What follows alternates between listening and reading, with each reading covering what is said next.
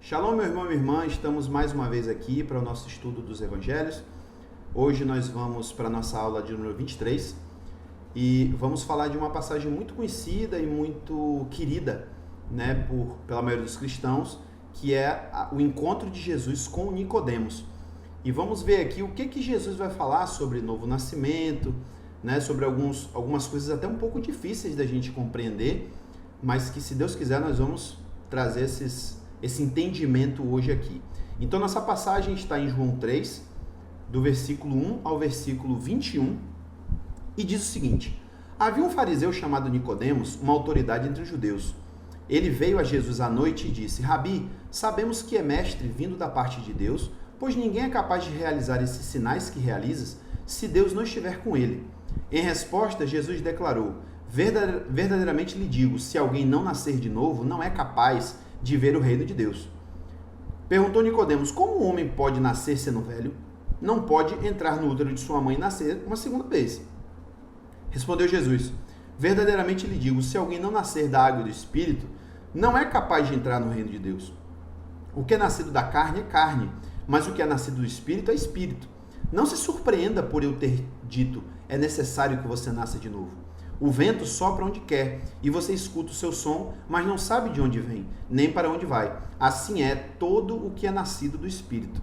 Perguntou Nicodemos: como estas coisas podem acontecer? Jesus lhe respondeu: você é o mestre de Israel e não compreende essas coisas? Verdadeiramente lhe digo que falamos do que conhecemos e testemunhamos do que temos visto, mas vocês não aceitam o nosso testemunho. Se lhes falei das coisas terrenas e vocês não creem, como crerão se lhes falar das coisas celestiais? Ninguém subiu ao céu a não ser aquele que veio do céu, o Filho do Homem. E da mesma forma como Moisés levantou a serpente no deserto, assim também cabe ao Filho do Homem ser levantado, para que todo o que crê nele tenha a vida eterna. Pois Deus tanto amou o mundo, que deu o Filho unigênito, para que todo o que nele crê não pereça, mas tenha vida eterna. Pois Deus enviou seu Filho ao mundo, não para julgar o mundo, mas para que o mundo fosse salvo por meio dele.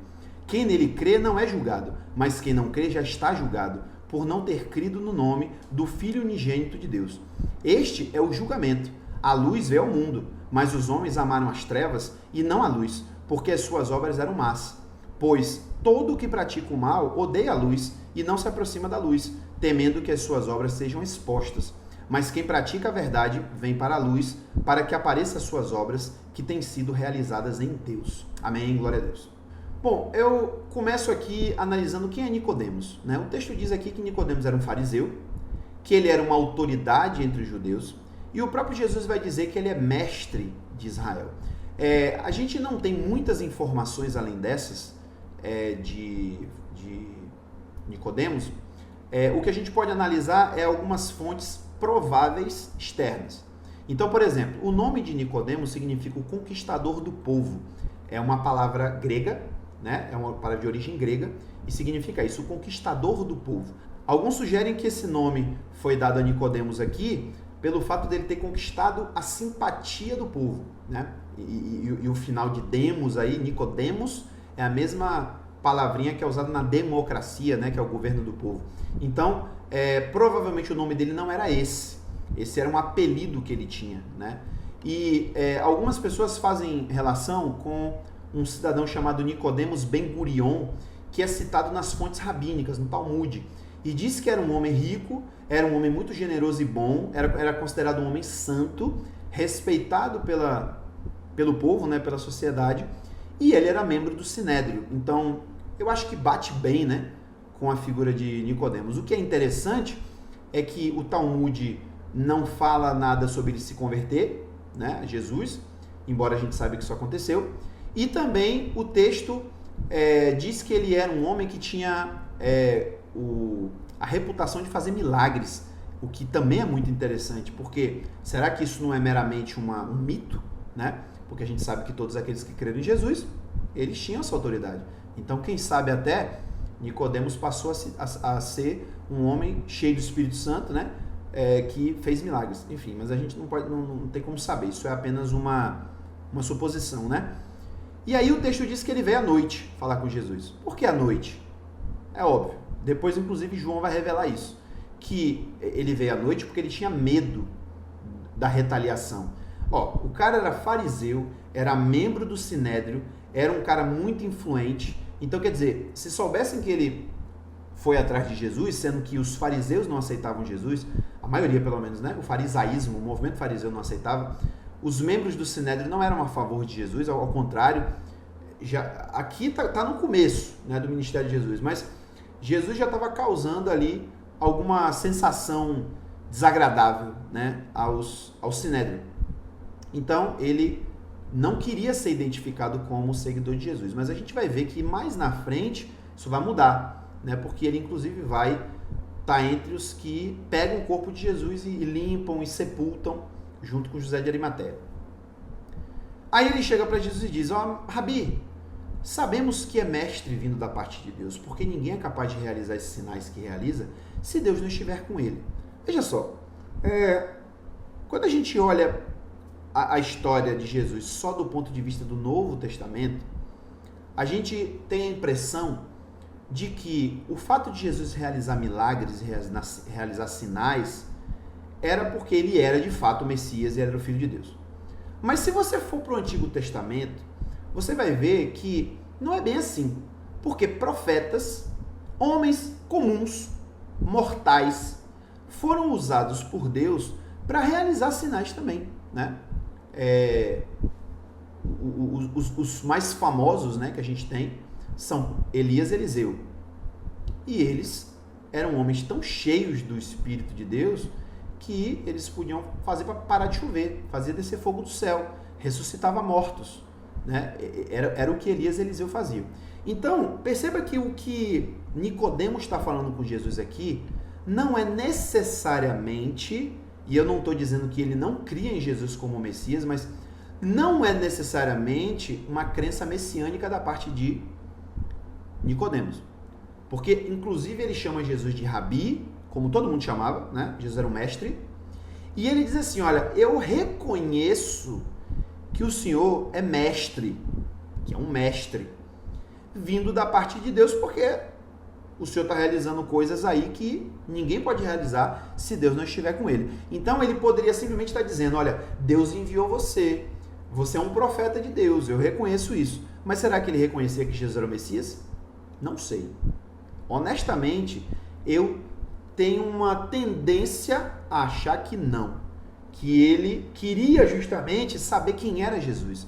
Ele queria investigar, né? E eu acho que esse encontro de Nicodemos com Jesus era justamente isso. Ele queria saber quem era Jesus de fato. Meio que dizendo, olha, eu reconheço que o Senhor é de Deus. Que o Senhor só pode fazer essas coisas se vier de Deus. Mas eu quero entender mais. E um outro detalhe interessante é que quando Nicodemos está falando com Jesus, ele fala, né? Olha, eu sei que o Senhor é mestre da parte de Deus, ninguém é capaz de realizar esses sinais se Deus não estiver com ele. Nicodemos fez alguma pergunta a Jesus aqui? Nenhuma. Nicodemos não pergunta nada a Jesus.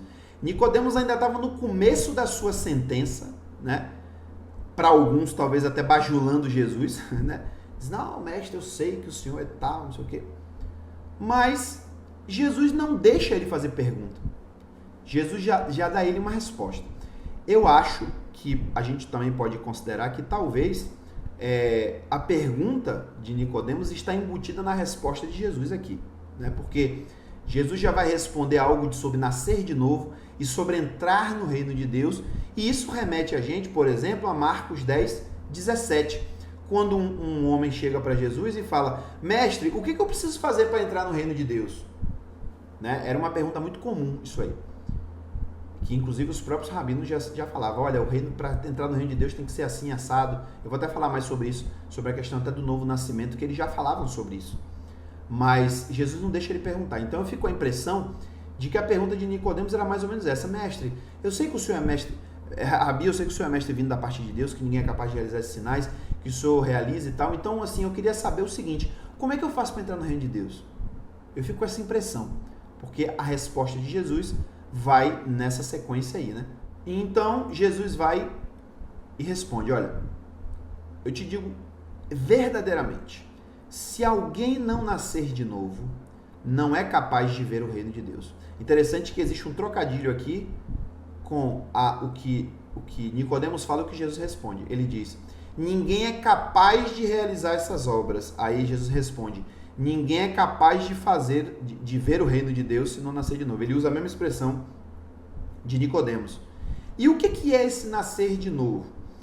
Essa expressão no grego, ela pode ser também traduzida como nascer do alto, ou nascer primeiro.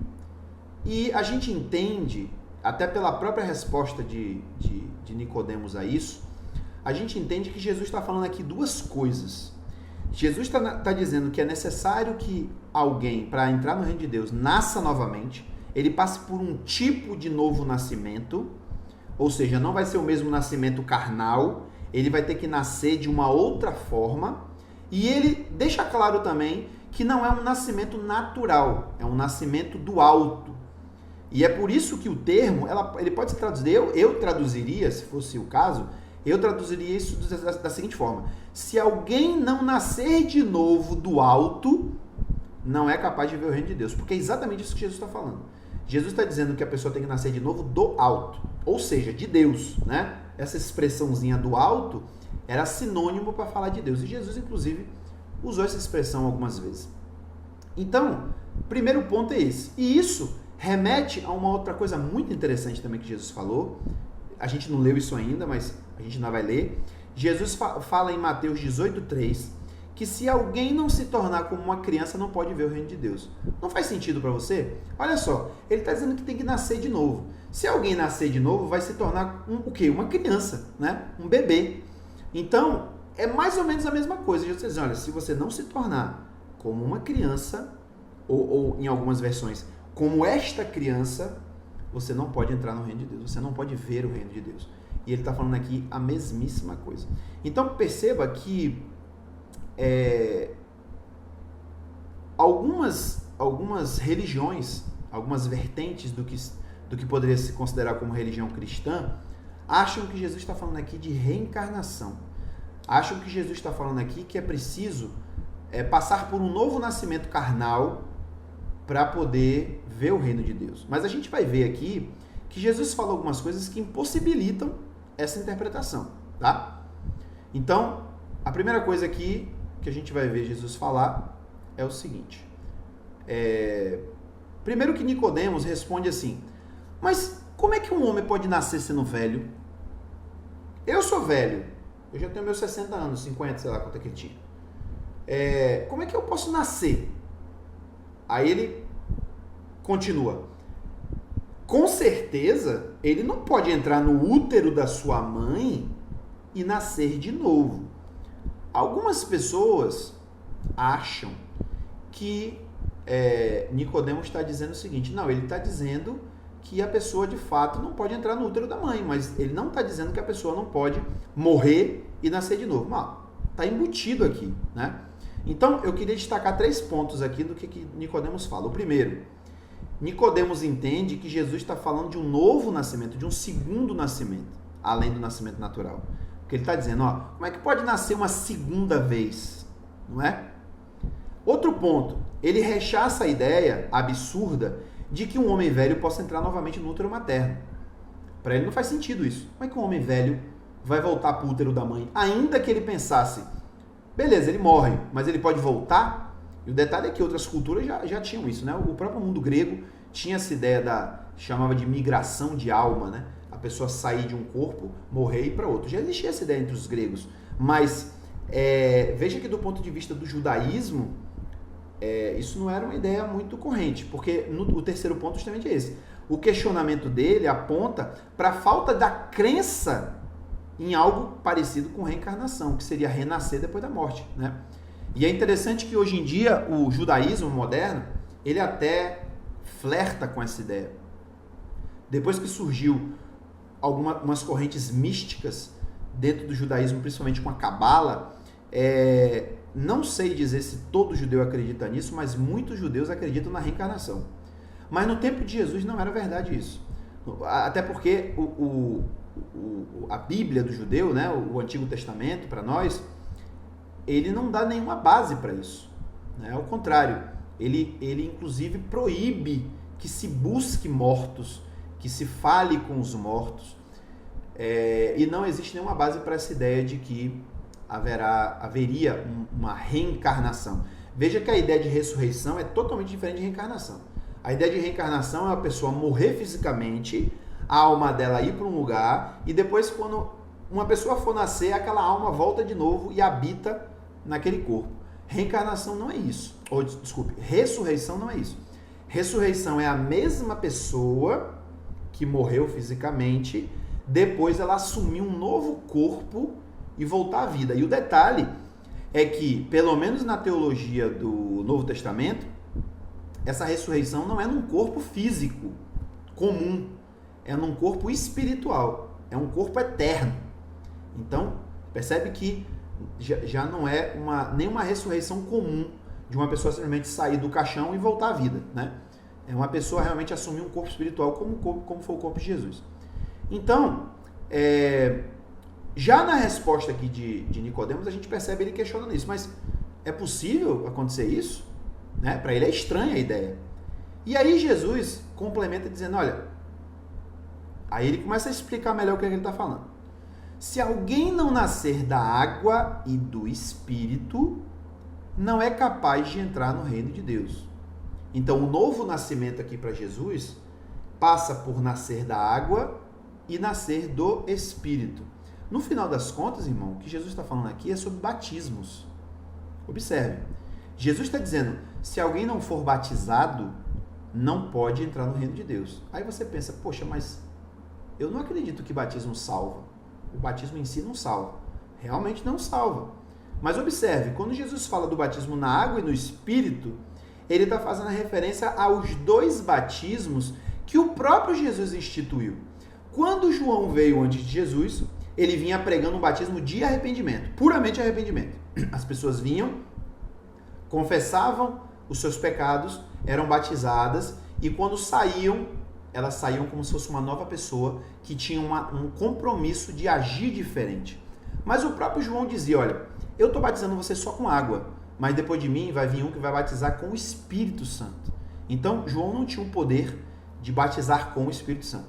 Quando Jesus vem, a gente percebe que o batismo passa de João para Jesus, né? Porque perceba que o batismo de João não ficou confinado lá com João. Ao contrário, a fé cristã, ou seja, vamos chamar assim, o movimento de Jesus, né? Aquele grupo de Jesus ali, ele adotou também o batismo. Jesus também batizava. E vai ter um momento aqui, inclusive, que os discípulos de João vão questionar João e vão dizer, mestre, aquele homem lá que o senhor falou outro dia aqui, está batizando mais do que o senhor. Então, o batismo de João passou para o batismo de Jesus. E também era um batismo de confissão e arrependimento, né? Agora, o batismo de João, de Jesus, ele tinha um complemento, porque Jesus não batizava só com água, Jesus batizava também com o Espírito. Então perceba que faz todo sentido a gente entender aqui que quando Jesus fala, se alguém não nascer da água e do Espírito, ele está falando sobre o arrependimento, a confissão e o recebimento, né, ou o batismo com o Espírito Santo. E aí ele complementa.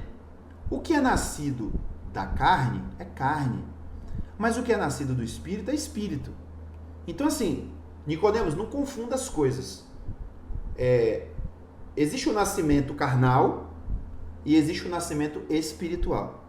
O nascimento carnal é o nascimento que todo mundo passa. Você já nasceu desse jeito. Mas agora eu estou te dizendo, Nicodemos, que existe um outro tipo de nascimento. Um nascimento que vem de Deus. Um nascimento espiritual. Então Jesus não está se referindo à reencarnação aqui. Jesus não está se referindo a pessoa morrer e voltar à vida. Morrer fisicamente. Jesus está se referindo a um renascer espiritual. Ok? E aí ele até fala, não se surpreenda por eu ter dito que é necessário que você nasça de novo. Por que Jesus diz isso a ele? Aí, a Bíblia não dá essa informação a gente. Mas quando a gente vai estudar aí a interpretação judaica sobre esses assuntos, a gente percebe que o judaísmo, ele já tinha entendido a passagem de Ezequiel 36, 25, nesse contexto de novo julgamento. Eu vou até ler para você aqui. Ezequiel diz o seguinte, então aspergirei água pura, olha a água, aspergirei água pura sobre vocês, e ficareis purificados. De todas as vossas imundícias e de todos os vossos ídolos vos purificarei. 26. E dar-vos-ei um coração novo, e porei dentro de vocês um espírito novo, e tirarei da vossa carne o coração de pedra, e vos darei um coração de carne.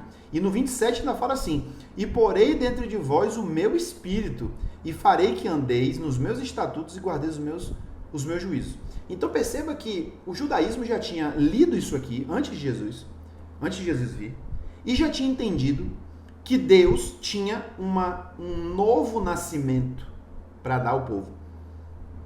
Porque do momento que ele fala de ter um novo coração, existia aqui a ideia de um novo nascimento. Então, a ideia de um novo nascimento, até mesmo por meio da água, porque inclusive era para isso que os judeus realizavam batismos de conversão, né?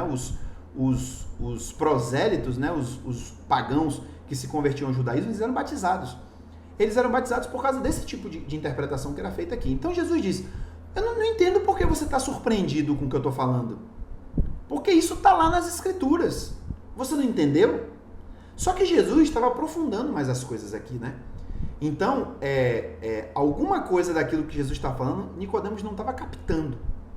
E aí Jesus prossegue dizendo, o vento sopra onde quer, e você escuta o seu som, mas não sabe onde vem, para onde vai. Assim é todo que é nascido do Espírito. A palavra vento, tanto no hebraico quanto no grego, é a mesma palavra para espírito. Olha que interessante. Então, lá no hebraico é ruach, tanto a mesma palavra é para vento e espírito.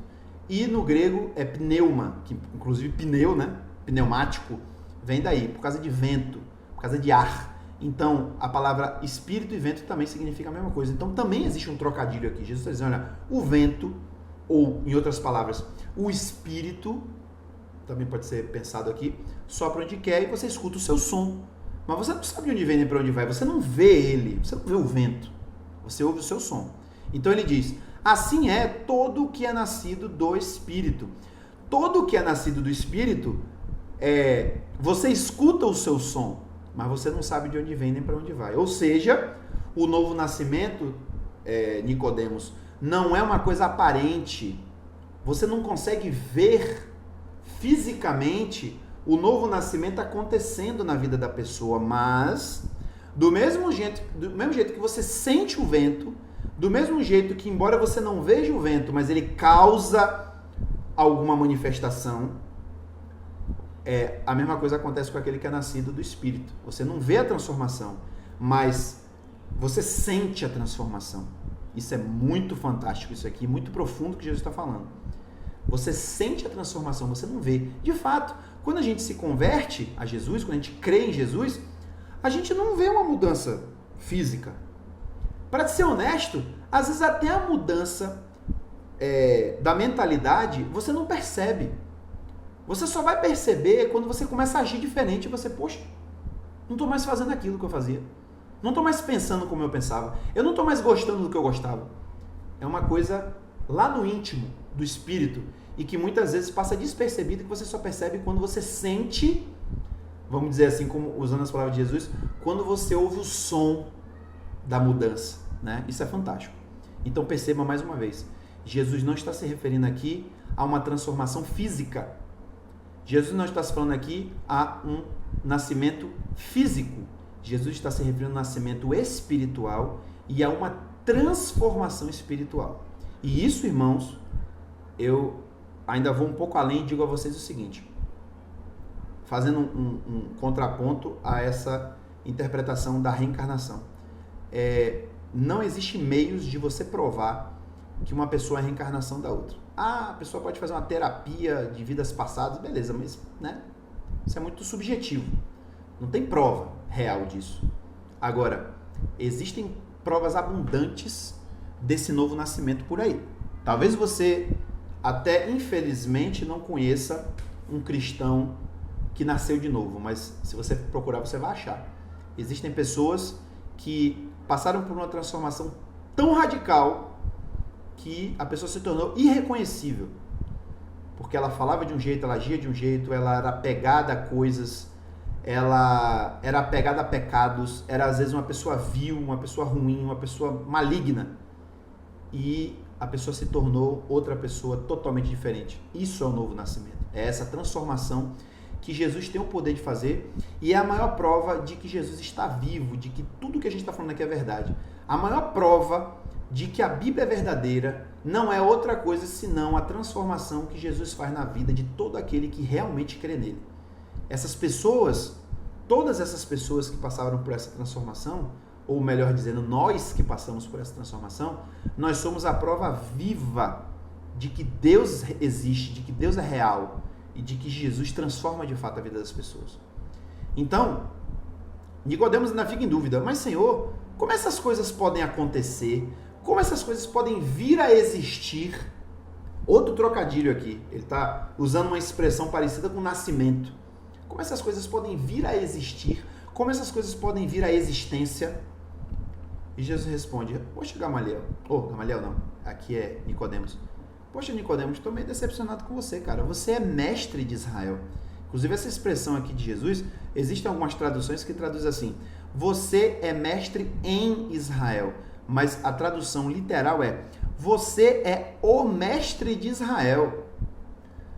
É como que se Nicodemos não fosse meramente um mestre fariseu, ele era um dos grandes mestres fariseus. E que, por sinal, é assim que o Talmud pinta, né, o tal do Nicodemos Ben Gurion. Né? Parece realmente que as coisas batem. Jesus fala, cara, você é o mestre de Israel e não compreende essas coisas. Aí Jesus já vai para outra vertente aqui. Jesus começa a dizer, olha, eu te digo em verdade, que nós falamos, e Jesus quando fala nós, ele está se referindo a ele e a Deus. Nós falamos do que conhecemos. Eu estou falando com você do que eu sei. E eu testemunho, nós, eu e o Pai, testemunhamos do que nós temos visto. Mas vocês, judeus, não aceitam o nosso testemunho. E judeus religiosos especificamente, né? Vocês, judeus religiosos, não aceitam o nosso testemunho. É aqui que eu começo a achar que Nicodemos estava começando a acreditar que Jesus era alguma coisa, mas ainda não tinha compreendido e nem tinha aceitado que Jesus era de fato o Messias, porque Jesus não estava cumprindo a expectativa dele e nem do grupo dele. Então, Jesus fala,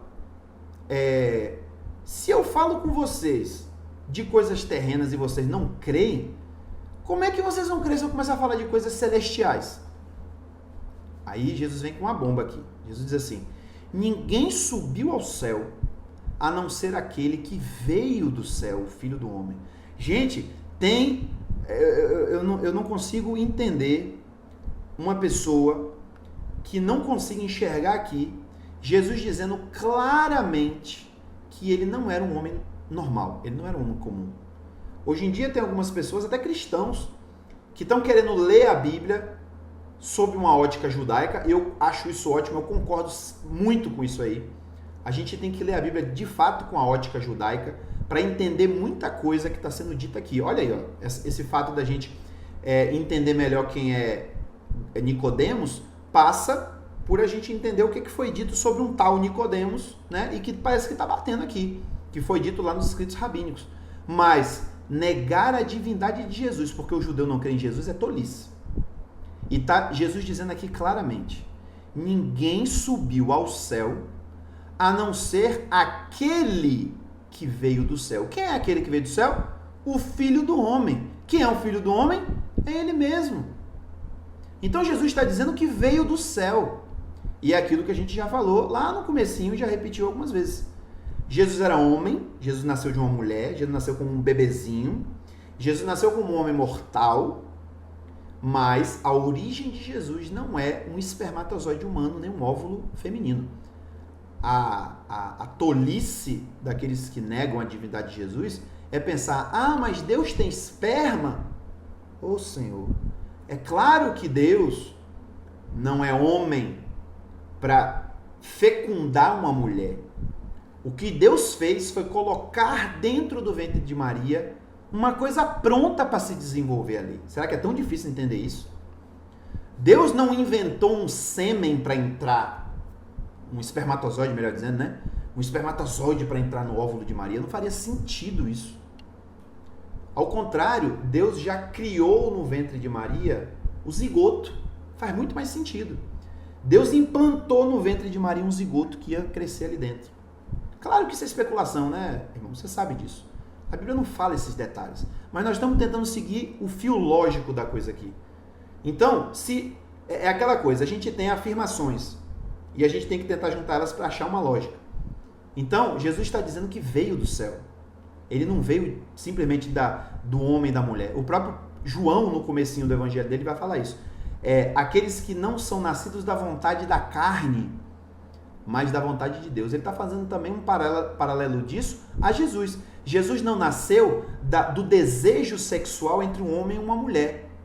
Jesus nasceu da implantação de um ser dentro do ventre de Maria.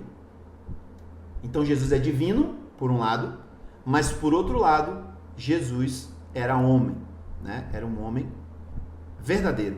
E aí ele diz, da mesma forma como Moisés levantou a serpente no deserto, assim também cabe ao Filho do Homem ser levantado, para que todo que nele crê tenha a vida eterna. Então Jesus já está falando novamente, ou melhor, novamente não, ele começa aqui a falar sobre a morte dele. Ele não tinha falado isso ainda, mas ele já começa a apontar isso. Olha, do mesmo jeito que Moisés levantou aquela serpente lá numa haste, é o que vai acontecer com o Filho do Homem, para que todo que crê nele tenha a vida eterna. E mais para frente ele vai repetir isso aqui, para dizer que aquele que ver, né, que vira o Filho do Homem vai ser salvo.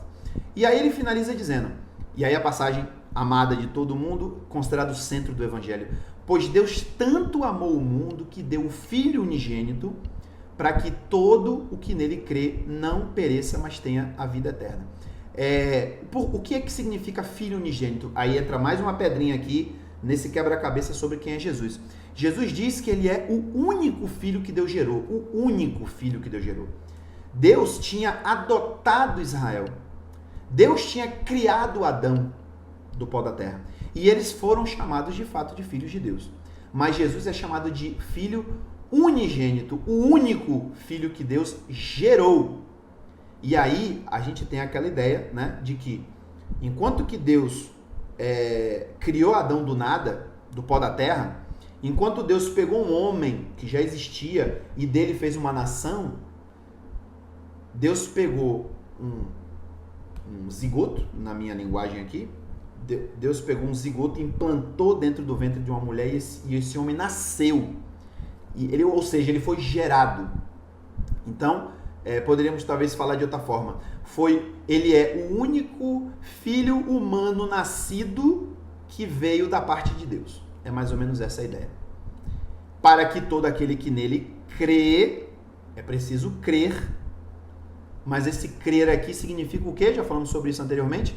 Significa pôr a confiança. Todo aquele que põe nele a confiança, que acredita no que ele está falando, acredita no que ele está apresentando, não é só crer no sentido de existência, não pereça, mas tenha vida eterna. Perecer aqui, irmão, tem o sentido oposto à vida eterna.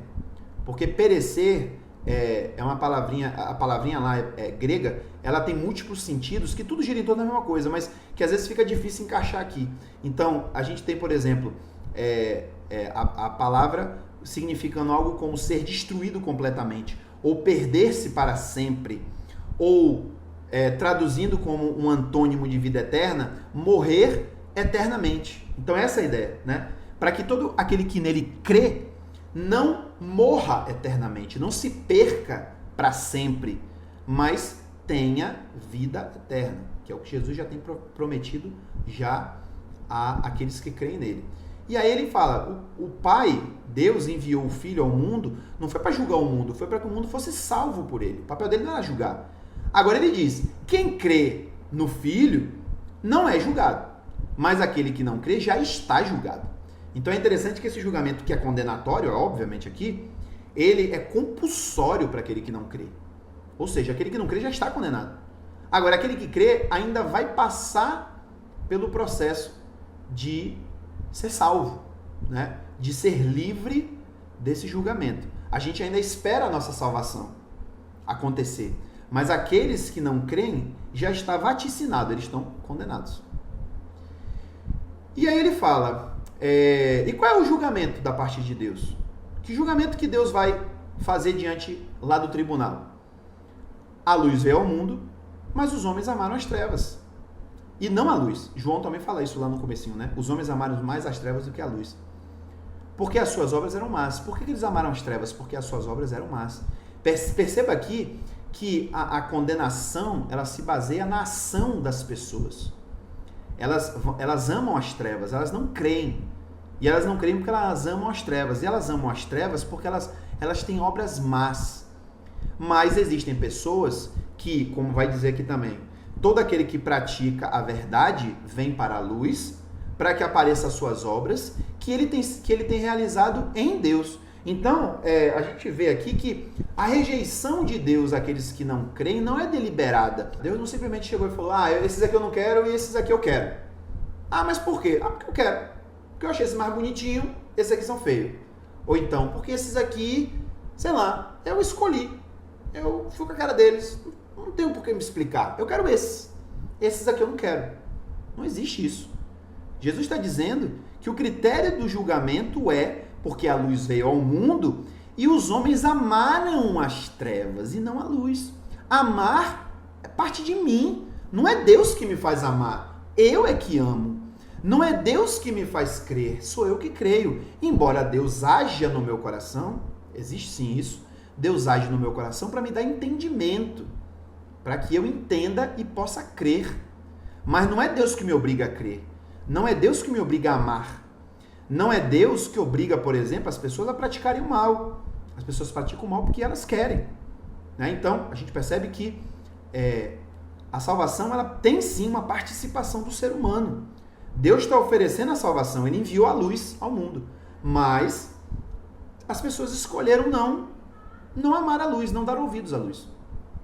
E esse finalzinho aqui, quando ele diz, quem pratica a verdade vem para a luz, mas para que apareçam as suas obras, que têm sido realizadas em Deus, isso ainda fica mais evidente, porque Jesus está dizendo que o mérito aqui não é porque as pessoas simplesmente fazem o bem ou o mal. O mérito é porque existem pessoas que estão realizando obras em Deus, boas obras em Deus, elas já estão inclinadas para Deus. É uma boa vontade que a pessoa tem de crer, de obedecer, enquanto que outros têm má vontade em crer e em obedecer. Então isso para mim faz todo sentido quando os anjos lá cantam assim e dizem paz na terra aos homens de boa vontade. Por que de boa vontade? Boa vontade para ouvir o evangelho. Porque Deus também fala que existem aqueles que de má vontade ouvem, porque tapam os seus ouvidos. Entende aí? Então, isso aqui é má vontade. Não quero ouvir, não me interessa. Isso aqui é boa vontade.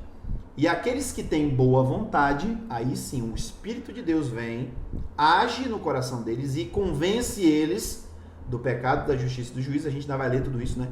Mas o Espírito vem e convence do pecado, da justiça e do juízo, e a pessoa então ganha, vamos dizer assim, ela ganha a capacidade que ela não tinha de crer. Aí ela vai escolher. Ela pode rejeitar, ou ela pode crer. Isso também não é compulsório. Não quer dizer que a pessoa que é iluminada pelo Espírito, ela tem que crer. Isso não é bíblico. A pessoa tem liberdade para crer ou não crer. E o julgamento vai se basear nisso. Você está sendo julgado porque você não creu. Você já pensou se chegasse lá no dia do juízo e Deus chegasse, botasse as pessoas diante dele e falasse, olha, vocês aqui fizeram tudo errado, vocês vão ser condenados. Vocês aqui, eu gostei de vocês, eu não vou nem falar dos pecados de vocês porque já estão apagados, Jesus já apagou. Aí o grupo daqui vai dizer assim, mas Senhor, a gente também creu. A gente também creu em Jesus. Mas eu não fui com a cara de vocês. Então eu estou sendo julgado, eu estou sendo condenado porque o Senhor fez acepção de pessoas? Isso faz sentido para você? Para mim não faz. Porque a Bíblia é clara em muitos momentos dizer, Deus não faz acepção de pessoas. Ou seja, Deus não rejeita uns e escolhe outros. Mas existem os escolhidos. Mas isso aí é assunto para outro momento, tá? Para a gente aprofundar nisso aí, mas não quer dizer isso, tá? Quando a Bíblia fala que Deus escolheu alguns, né? Que Deus tem os seus escolhidos, não quer dizer que Deus arbitrariamente escolheu uns para ser salvo e outros para se perder. Não foi isso que aconteceu. Mas quando chegar o momento certo, a gente vai falar sobre isso, tá bom? Obrigado pela tua presença aqui, Deus te abençoe, te dê uma ótima semana e espero você na próxima aula. Não se esqueça de curtir o vídeo, se inscrever no canal, tá bom? Se você acha que isso aqui está sendo edificante, se você acha que isso aqui vale a pena outras pessoas terem acesso a isso. Então me ajuda aí a divulgar isso, tá? Divulga o link, divulga para as pessoas que você conhece, na tua igreja, na tua comunidade. Você curtindo o vídeo e você se inscrevendo no canal, você impulsiona, né, esse vídeo para que outras pessoas possam ver também. Tá bom? Obrigado, Pai seja contigo.